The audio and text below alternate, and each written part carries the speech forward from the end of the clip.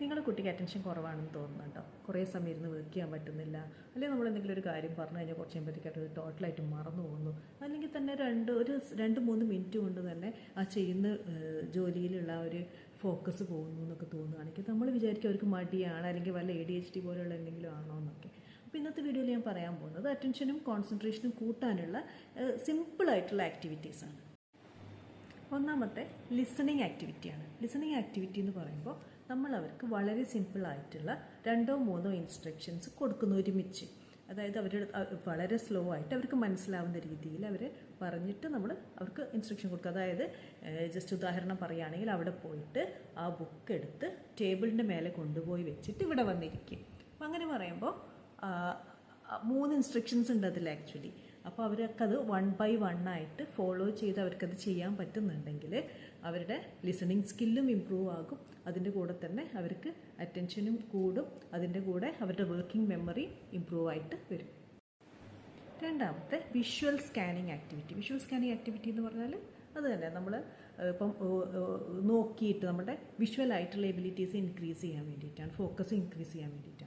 അപ്പോൾ അതിൽ നമ്മളിപ്പോൾ ഡിഫറൻസസ് സ്പോട്ട് ചെയ്യാനുള്ള ആക്ടിവിറ്റീസ് ഉണ്ടല്ലോ. ഇപ്പോൾ 2 ചിത്രങ്ങൾ ഒരേപോലത്തെ സിമിലർ ആയിട്ടുള്ള 2 ചിത്രങ്ങൾ കാണിച്ചിട്ട് അതിനകത്ത് എന്തൊക്കെയാണ് ഡിഫറൻസസ് ഉള്ളത് എന്നുള്ളത്, അങ്ങനത്തെ ബുക്സ് നമുക്ക് വാങ്ങിക്കാൻ കിട്ടും, ആക്ടിവിറ്റി ബുക്സ്. അത് വേണമെങ്കിൽ അവരെ ചെയ്യിക്കാം. അതല്ലെങ്കിൽ നമ്മൾ വെറുതെ നമ്മൾ വീട്ടിലിരിക്കുമ്പോൾ തന്നെ ഈ റൂമിൽ റെഡ് കളറിലുള്ള എന്തൊക്കെ ഒബ്ജക്ട്സ് ഉണ്ട് എന്ന് കുട്ടികളടുത്ത് ചോദിച്ചു കഴിഞ്ഞാൽ അവർ ഓരോന്നായിട്ട് അവർ ചുറ്റും നോക്കി അവർ ആ റെഡ് കളറുള്ള ഒബ്ജക്റ്റിനെ ഐഡൻറ്റിഫൈ ചെയ്ത് അവർ പറയുമ്പോൾ അവിടെ അവരുടെ വിഷ്വലായിട്ടുള്ള അറ്റൻഷനും കൂടും, അവരുടെ ഫോക്കസും കൂടും. പിന്നെ നമുക്ക് ചെയ്യാൻ പറ്റുന്നതാണ് മൂവ്മെൻറ്റിനെ ബേസ് ചെയ്തിട്ടുള്ള അറ്റൻഷൻ ഗെയിംസ്. അതായത് ഇപ്പം നമ്മൾ മ്യൂസിക്കൽ ചെയറൊക്കെ കളിക്കുന്ന പോലെ വീട്ടിൽ തന്നെ ഇപ്പം നമ്മളൊരു മ്യൂസിക് പ്ലേ ചെയ്യുന്നു. അപ്പോൾ കുട്ടി ഡാൻസ് ചെയ്യുക, എന്തെങ്കിലും സ്റ്റെപ്പ് കുട്ടികൾ ചെറിയ ചാടി കളിക്കുക, എന്തെങ്കിലും സ്റ്റെപ്പ് ചെയ്യുക. എന്നിട്ട് നമ്മൾ പാട്ട് പോസ് ചെയ്യുമ്പോൾ കുട്ടികൾ സ്റ്റാച്യു ആയിട്ട് നിൽക്കണം. അങ്ങനെ വീണ്ടും നമ്മൾ പ്ലേ ചെയ്യുമ്പം അവർ ചെയ്യുക. അപ്പോൾ അവർ ലിസണിങ് സ്കില്ലും അവിടെ ഇമ്പ്രൂവ് ആകും. അവർ നമ്മൾ ആ ഒരു ഇൻസ്ട്രക്ഷൻ കൊടുത്തിരിക്കുന്നത് കൃത്യമായിട്ട് അവിടെ ഫോളോ ചെയ്യുകയും ചെയ്യും. പിന്നെ ടോട്ടലി അവരുടെ ആ ഒരു സ്കിൽ ഇമ്പ്രൂവ് ആകും.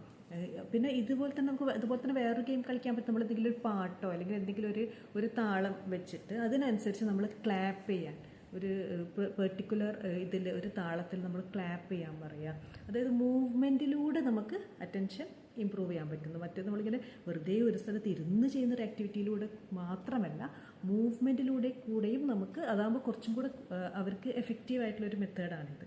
അവരുടെ അറ്റൻഷൻ നമുക്ക് കൂട്ടാൻ പറ്റും. പിന്നെ ടൈം ബേസ് ചെയ്തിട്ടുള്ള ഫോക്കസ് ആക്ടിവിറ്റീസ്. അതായത് ഇപ്പം അവർക്ക് സാധാരണ ഇരുന്ന് വർക്ക് ചെയ്യാൻ മടിയുള്ള കുട്ടികളാണെങ്കിൽ നമ്മൾ ഒരു ടൈമർ വയ്ക്കുക, 5 മിനിറ്റ് ടൈമർ. എന്നിട്ട് അവരടുത്ത് നമുക്ക് 5 മിനിറ്റ് ഇത് ചെയ്യാം, എന്നിട്ട് നമുക്ക് വേറെന്ത് വേണമെങ്കിലും ചെയ്യാം. അതായത് 5 മിനിറ്റ് ടോട്ടൽ ഫോക്കസ് നമ്മൾ അവരെ കൊണ്ട് ചെയ്യിക്കുക.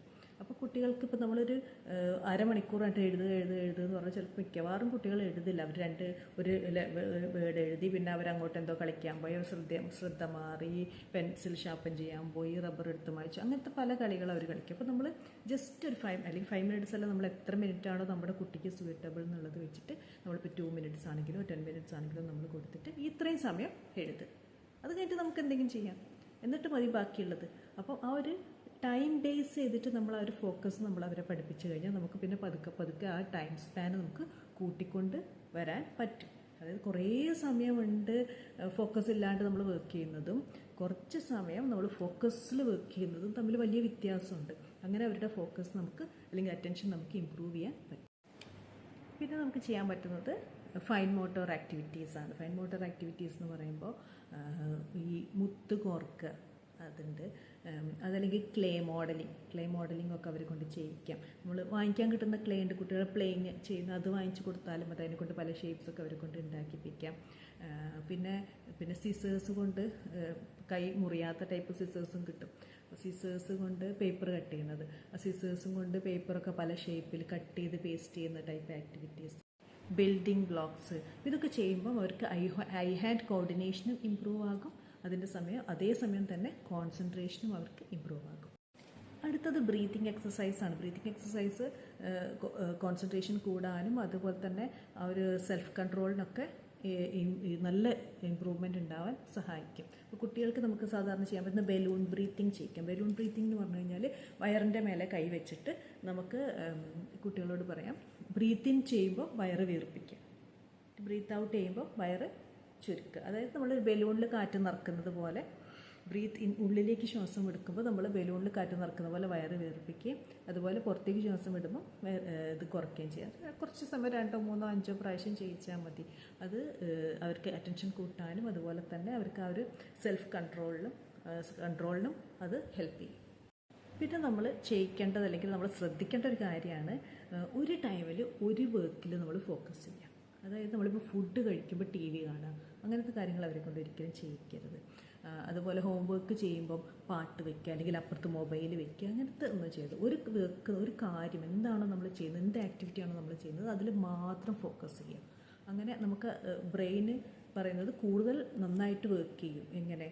നമ്മൾ ഈ ഒരു സാധനത്തിൽ മാത്രം കോൺസെൻട്രേറ്റ് ചെയ്യുമ്പോൾ. അപ്പോൾ നമ്മൾ ചെയ്യാൻ പാടില്ലാത്ത കാര്യങ്ങളുണ്ട്. അതിലൊന്നാമത്തെ ഏത് കാര്യത്തിലുള്ളതുപോലെ തന്നെയും ഈ കാര്യത്തിലും മറ്റുള്ളവരുമായിട്ട് കുട്ടീനെ കമ്പയർ ചെയ്യാതിരിക്കും. അതുപോലെ തന്നെ ഇമ്പോർട്ടൻ്റ് ആണ് നമ്മൾ ഈ വലിയ ലെക്ചർ കൊടുക്കുക, ഉപദേശം കൊടുക്കുക. അതായത് എൻ്റെ പേരൻസ് അങ്ങനെയായിരുന്നു, ഞാൻ നിങ്ങളുടെ അടുത്ത് ഇത്ര നന്നായിട്ടാണ് ബിഹേവ് ചെയ്യുന്നത്, നിങ്ങൾക്കൊക്കെ ഇത്രയും സൗകര്യങ്ങൾ ഞാൻ ചെയ്തു തരുന്നില്ല. ആ രീതിയിൽ അവരുടെ അടുത്ത് ആ രീതിയിലുള്ള ലോങ് ലെക്ചറുകൾ അവർക്ക് തീരെ താല്പര്യമില്ലാത്ത ആ ഒരു വിഷയം പറയാതിരിക്കുക. അവരെ എംബാരസ് ചെയ്യിക്കുന്ന ടൈപ്പ് സബ്ജക്ട്സ് നമ്മൾ ഒരിക്കലും കൊണ്ടുവരരുത്. പിന്നെ സ്ക്രീൻ ടൈം എപ്പോഴും ലിമിറ്റഡ് ആയിരിക്കണം, നമ്മുടെ കൺട്രോളിലായിരിക്കണം. അതായത് കുട്ടിയുടെ കൂടെ ഞാൻ മുമ്പൊരു വീഡിയോ ചെയ്തിട്ടുണ്ട് സ്ക്രീൻ ടൈം എങ്ങനെ കൺട്രോൾ ചെയ്യണം എന്നുള്ളത്.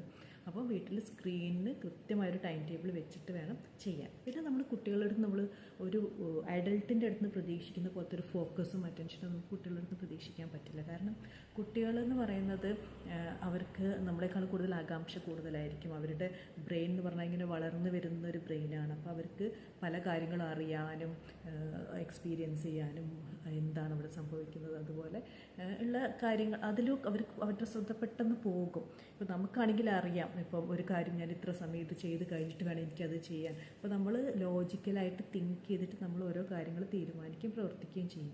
കുട്ടികളുടെ ബ്രെയിൻ ഫുള്ളി ഡെവലപ്ഡ് അല്ലാത്തത് കൊണ്ട് തന്നെ അവർക്ക് ലോജിക്കലായിട്ട് തിങ്ക് ചെയ്തിട്ട് ഇത് തീർന്നു കഴിഞ്ഞാൽ എനിക്ക് കിടന്ന് ഉറങ്ങാലോ എന്നുള്ള അങ്ങനെയൊന്നും അവർക്ക് ചിന്തിക്കാനുള്ള തീരെ ഉണ്ടാവില്ല എന്നല്ല പറയുന്നത്. നമ്മളുടെ ഒരു ലെവൽ ഓഫ് ആ ഒരു തോട്ട് അവർക്ക് വരില്ല.